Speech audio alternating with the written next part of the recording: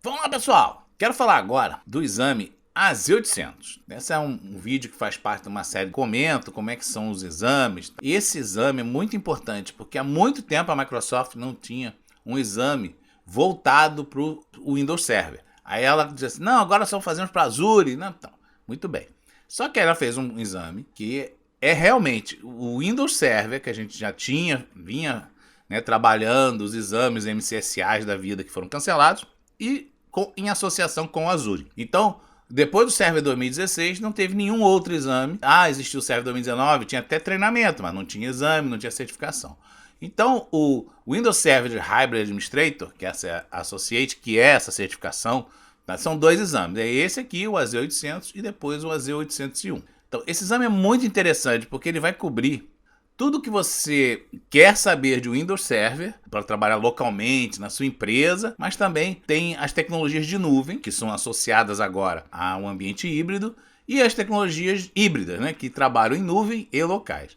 É um exame muito interessante, é mais ou menos um Associate antigo mais o 104, Z104, tudo numa parte só. É claro, não está toda a matéria do Windows Server, porque existe o 801, tem um exame 801 que complementa uma parte mais, outras tecnologias mais com backup e assim por diante. Mas esse exame é muito legal. Ele cobre um monte de coisas, mas ele, basicamente para quem não entende o Windows Server, você vai aprender o Windows Server, só que a versão 2022, que não é tão diferente do 2019, 2016, já para adiantar a vida de vocês, e mais algumas tecnologias de nuvem, que são associadas, Na verdade, as tecnologias de nuvem são aquelas mais simples, ou na verdade voltadas muito para quem quer saber de que curso eu posso, se eu tiver feito algum curso, qual me ajuda a passar no AZ800. É o AZ104, o administrador de Azure. Tem várias tecnologias ali que você aprende nesse curso do AZ104 que também vão ser mencionados, usados e também cobrados aqui no AZ800, tá bom?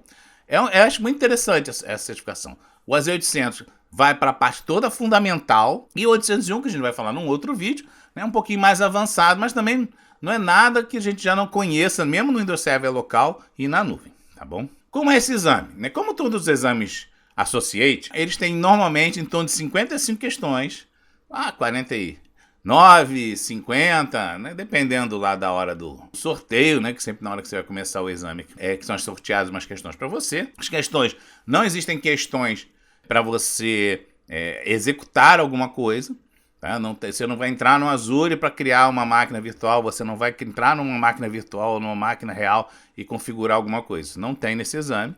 Tá? Eles dizem que pode ter um dia, mas hoje não tem. Até agora, desde que o exame começou, não tem nada disso. Tá bom? São as questões comuns. Não tem código, quer dizer, existem... tem PowerShell, claro que tem.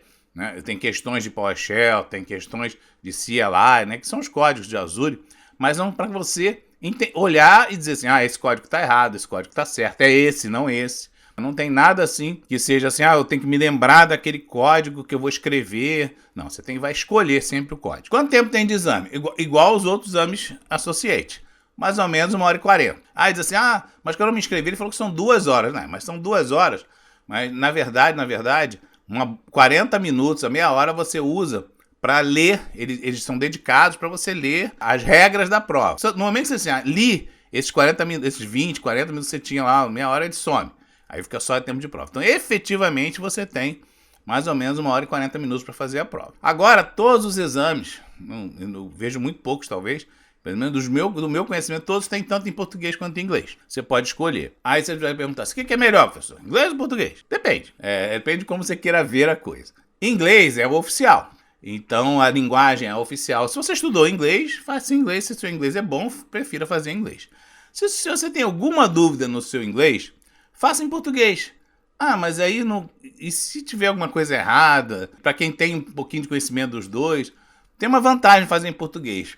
Porque você vai ter a questão em português, e só na prova de português tem isso. Você consegue ver a questão em inglês. Se você tiver dúvida se aquela tradução tá boa, tá ruim, não entendeu a tradução, não entendeu aquele nome daquela função, que é o que acontece muito nas provas em português, você tem um botãozinho ali, ver original. Aí ele te mostra a questão em inglês.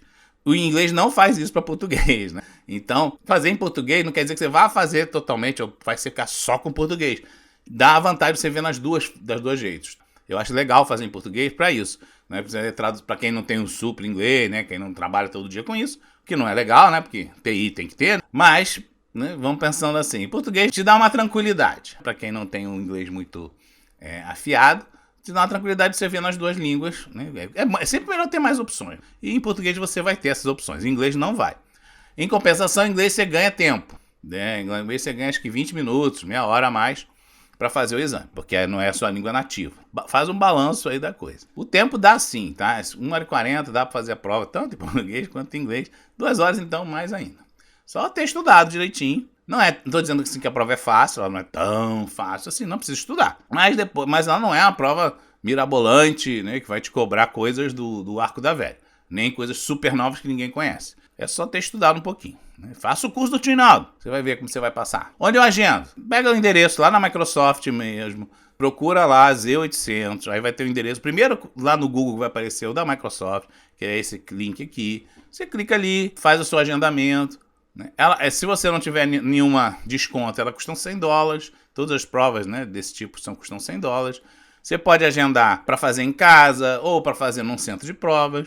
Vantagem de um e de outro é, no centro de provas você chega ali e não é responsável por nada, só tem que chegar lá e fazer a prova. Quando você está em casa, você é responsável pelo link, tá? Mas também tem a vantagem de estar em casa ou num ambiente seu, né? Não necessariamente a sua casa, né? Você escolhe qual dos dois. Quando você vai pagar, não tem jeito, tem que ser com cartão de crédito internacional. E você agenda. O bacana do agendamento de exames é que você agenda para um dia, um horário qualquer. Se por acaso, até 48 horas, até 24 horas mais ou menos, você achar que não vai poder fazer aquela prova, não está preparado, você adia. Né? Você vai lá, entra, remarca para outro dia. E pode ficar fazendo isso por um ano.